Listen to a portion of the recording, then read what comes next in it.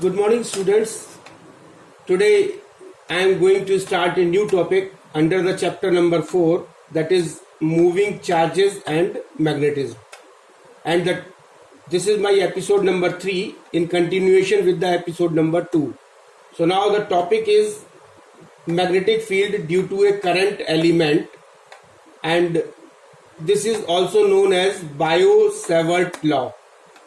So this is very important, very interesting law in magnetism, that is Biot-Savart law. So Biot-Savart law is a basic law of electricity and magnetism. So this Biot-Savart law is a basic law of electricity and magnetism. It is used to find the magnetic field at a point due to a current carrying conductor. So suppose this is a current carrying conductor in which I is the current which is flowing through this conductor and P is the point where we have to find out the magnetic field. So it states that the magnetic field produced due to a small conductor of length dl, as shown in figure, carrying a current I, that is I is the current, at a point at a distance small r. So this is Cp is at a distance r, and we have to find out the magnetic field at this point P. So dB is equal to, so the magnetic field due to a small element, this dB is equal to K I dl sin theta divided by r square, where K is equal to constant. K is equal to constant, and theta is the angle between the direction of the flow of current and the line joining the small conductor to the observation point, and this theta is the angle between the line between the direction of the flow of current. So this is the direction of flow of current, and theta is the angle between the direction of the flow of current and the line joining the small conductor of length dl to the observation point. So this is P is the observation point, and this is the small conductor, and this Cp is the line joining this, and theta is the angle between this direction and this direction. So now consider a conductor xy. Suppose this xy is a conductor through which a current I is flowing, and due to the flow of current a magnetic field is produced around this conductor xy, and suppose we have to find out a magnetic field at point P due to the current flowing through the conductor xy, and now consider a small element of portion dl. So suppose AB is a small element whose length is dl. So this is a small length conductor dl, and let r be the distance of the observation point P at which the strength of the magnetic field is to be found. Now from the center C, this is the center C of the elementary portion AB, and now Biot-Savart law found the small magnetic field produced at point P due to a current flowing through the elementary portion AB. So what he found, Biot-Savart found that first A is this magnetic field due to a small element dB is proportional to I, that is the current, and second he found that dB is proportional to dl, that is a small element, length of the elementary portion, and C dB is proportional to sin theta, and this sin theta, sine of the angle theta between the direction of the flow of current and the line joining the direction of the flow of current and the line joining the small element portion to the observation point, and fourth is dB is proportional to 1 upon r square, that means inversely proportional to the square of the distance, this distance between the point P and the elementary portion dl. So it is known as the inverse square rule. So this dB is proportional to 1 upon r square, and this is known as inverse square law. This is known as inverse square law. So dB is equal to dB is proportional to I dl sin theta upon r square on combining these four parts. So now dB is equal to k I dl sin theta upon r square. So this is equation number 1. This is equation number 1, and where k is constant. K is any constant. So the value of k depends upon the nature of the medium between the observation point and the current carrying conductor. And so now k is equal to constant, and this k is equal to mu 0 upon 4 pi, and this is equal to 10 to the power minus 7, and this is equal to 1 Weber per meter square. WB means Weber, and 1 Tesla is equal to 1 Weber per meter square. So k is equal to 10 to the power minus 7 Weber per ampere meter, where mu 0, this mu 0 is absolute permeability. And now there are two cases. It may be noted that the first case is when theta is equal to 0. So when theta is equal to 0 means sine 0 degree is equal to 0. So then dB will be, if we put the value of sine 0 is equal to 0 over here, then dB is equal to 0. So this is the case when theta is equal to 0, or if theta means if the angle theta between the direction of the flow of current and the line joining the elementary portion to the observation point. Now the second case B is when theta is equal to 90 degree. When theta is equal to 90 degree, so we know that sine 90 is equal to 1. So then on putting the value of sine 90 over here, this in place of sine theta, then we will get dB is equal to k I dl upon r square. So this is the and in place of k we can put mu 0 upon 4 pi. So this will be mu 0 upon 4 pi into I into dl sin theta upon r square. So this is the final equation. That's the equation number 2.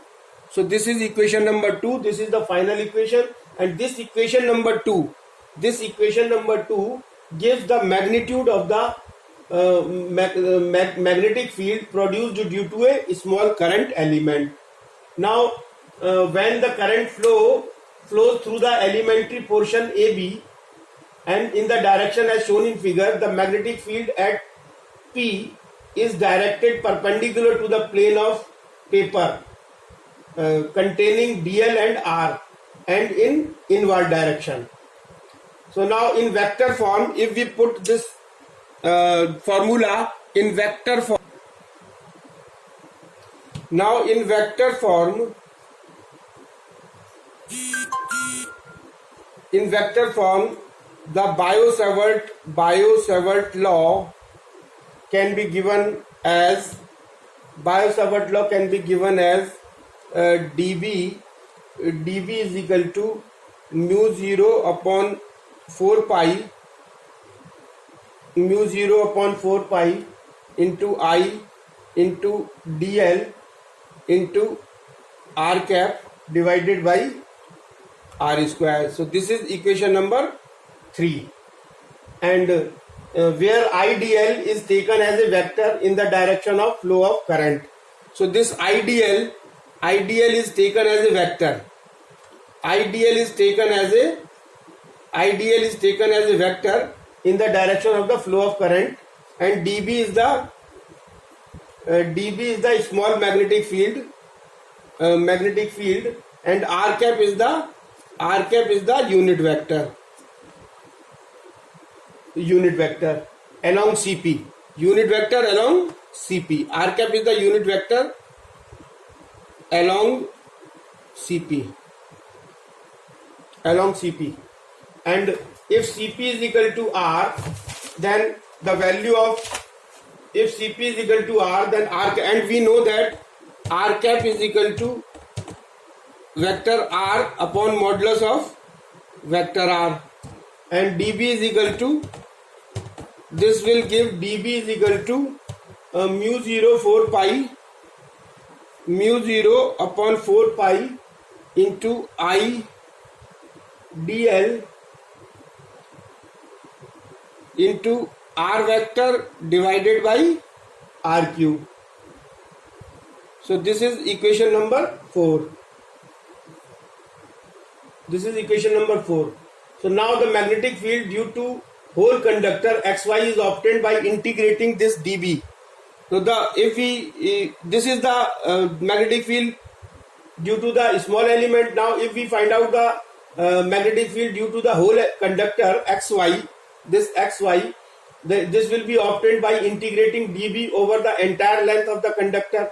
That is, magnetic field due to the whole conductor at point P is given by B is equal to integration dB is equal to mu 0 upon 4 pi into integration I dl cross R divided by R cube, and this is equation number 5. And the integration in the above equation can be evaluated by knowing the proper limits of the problem. And now the Biot-Savart law for the magnetic field has certain similarities as well as differences with the Coulomb's law for the electrostatic field. तो जो Biot-Savart law है for the magnetic field, it has certain similarities. ये काफी हद तक जो है वो सिमिलरिटी रखता है किससे? Coulomb's law for the electrostatic field से. So Coulomb's law for electrostatic field is quite similar with the Biot-Savart law for the magnetic field. Now similarities है, both are long range fields, both follow inverse square law. The principle of superposition is applied on both fields. Magnetic field is linear along its source, that is ideal, and electrostatic field is linear along its source, that is charge. So, and differences क्या है? The electrostatic field is produced by a scalar source, that is electric charge, and the magnetic field is produced by a vector source, that is ideal, and the electrostatic field is along the displacement vector joining the source, that is charge, and the point at which the electric field is to be found. The magnetic field is perpendicular to the plane containing the displacement vector r and the current element IDL. The electric field is not an angle dependence as shown in the figure. The electric field is not an angle dependence. The magnetic field is directly proportional to the sine theta. And there is an interesting relation between the mu 0 and epsilon 0. So now the relation between mu 0 and epsilon 0, where mu 0 is the absolute permeability and epsilon 0 is the absolute permittivity. So what is the relation between the mu 0 and epsilon 0? So if we multiply this mu 0 by the epsilon 0, then we get epsilon 0 into mu 0 is equal to 4 pi epsilon 0 into mu 0 upon 4 pi. And this epsilon 0 mu 0 is equal to 1 upon this 4 pi epsilon 0 means 1 upon 9 into 10 to the power 9, and mu 0 upon 4 pi means 10 to the power minus 7. The value of mu 0 upon 4 pi is 10 to the power minus 7, the value of 4 pi epsilon 0 is equal to 1 upon 9 into 10 to the power 9. When we calculate this will come out as epsilon 0 mu 0 is equal to 1 upon 3 into 10 to the power 8 whole square, and this 3 into 10 to the power 8 is the speed of the light in vacuum. So epsilon 0 mu 0 is equal to 1 upon c square, and where c is the speed of the light in vacuum, that is equal to 3 into 10 to the power 8 meter per second. So this is the relation between mu 0 and. Now the next topic is magnetic field on the axis of a circular current loop. तो हमको magnetic field find out करना है on the axis of a circular current loop. So this is a circular current loop and इसका जो center है वो O है और ये इसकी axis है. तो इस axis पे कोई point P है और इस P point पे हमको due to this circular current loop magnetic field जो है वो find out करना है. So consider a circular loop of radius A.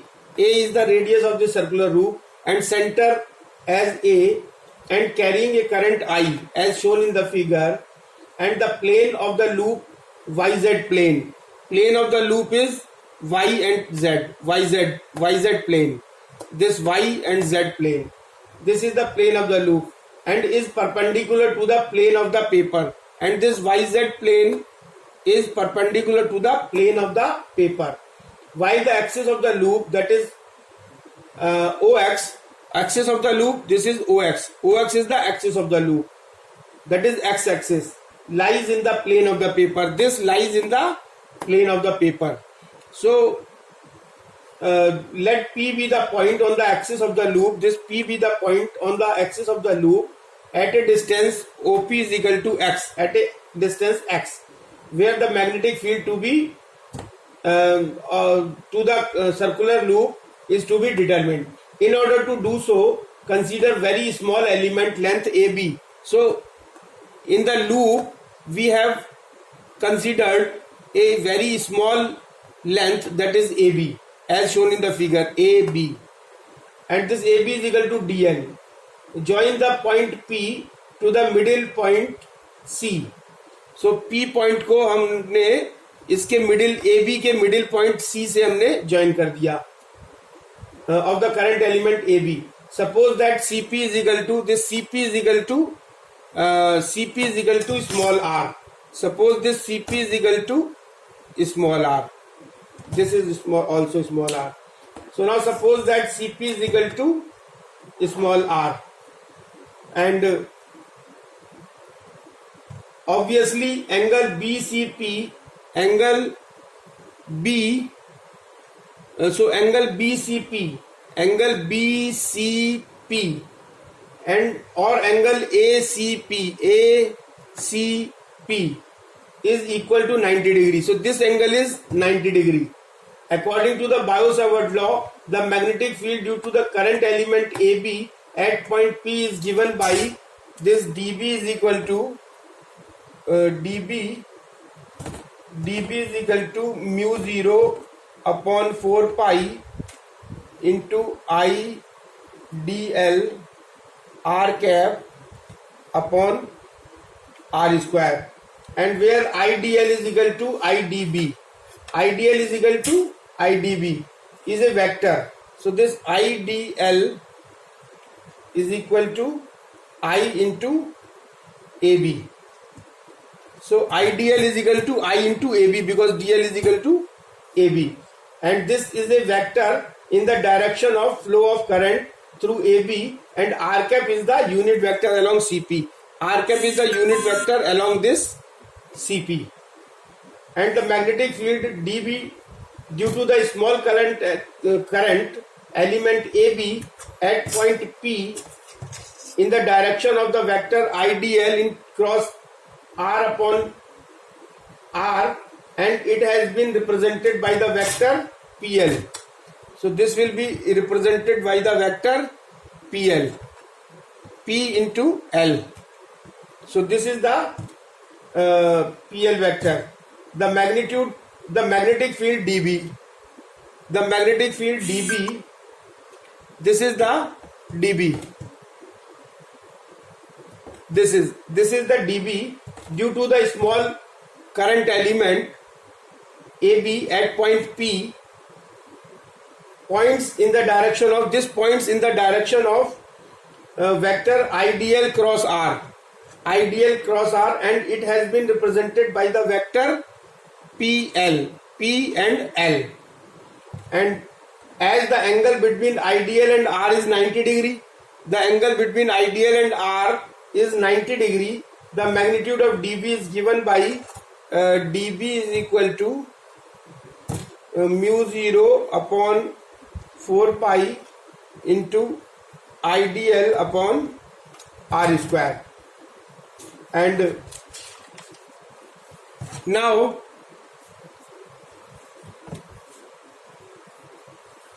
let us consider the small element A dash B dash is equal to dl located just opposite to the element AB. The magnetic field dB dash due to the current element A dash B dash has the magnitude same as that of the current element AB, but its direction is that of the vector PM. This PM is its direction is along PM, and thus dB modulus of dB will be equal to modulus of dB dash. So now the magnetic field at the point P due to the whole circular loop can be given by B is equal to whole integration dB sin theta is equal to integration mu 0 upon 4 pi into IDL upon R square into sin theta is equal to mu 0 upon 4 pi I upon R square into integration of dl, and integration of dl is equal to 2 pi a. On putting the value of 2 pi a, we will get this B is equal to mu 0 upon 4 pi I upon R square sin theta into 2 pi a, and this sin theta is equal to a upon R, so B is equal to mu 0 upon 4 pi into 2 pi I a square upon R square, and R square is equal to a square plus x square, and R is equal to under root a square plus x square. On putting the value of this, we will get this B is equal to mu 0 upon 4 pi into 2 pi I a square upon a square plus x square to the power 3 by 2. And if it is having n terms, so we will multiply this by n, we will get the result as equation number 3. Now there are two case first, magnetic field at the center of the loop, this will be equal to B is equal to mu 0 upon 4 pi into 2 pi Ni upon A. So fifth equation is for the magnetic field at the center of the loop. And when x is much greater than a, then a square in the denominator can be neglected. Then magnetic field at point P, B is equal to mu 0 upon 4 pi into 2 Nia upon x cube. This is equation number 6. So this is the end of the topic. Thank you very much.